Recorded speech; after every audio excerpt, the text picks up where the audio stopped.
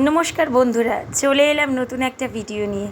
দেখো, এখানে ঠাকুর বানানো হচ্ছে, ঠাকুরের কাপড় পরানো হচ্ছে, কত সুন্দর লাগছে। তারপরে মাটি দিয়ে বিভিন্ন রকম গয়না বানিয়ে ডিজাইন করে ঠাকুরকে সাজানো হচ্ছে। এখানে আমার দাদারা বসে সব ওই ডিজাইনগুলো তৈরি করছে, ডিজাইনগুলো তৈরি করে পটেদারকে দিচ্ছে, উনি লাগাচ্ছে। এখানে দাদুটা বসে আছে, দেখছে, হাসছে, বলছে হ্যাঁ।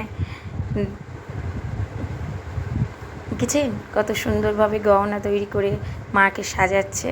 এই কালী ঠাকুরটা এখন তৈরি হচ্ছে, ঘরেই তৈরি করা হচ্ছে। যখন পুরোপুরি হয়ে যাবে কালী পুজোর সময় তোমাদেরকে ফাইনাল লুক দেখাবো।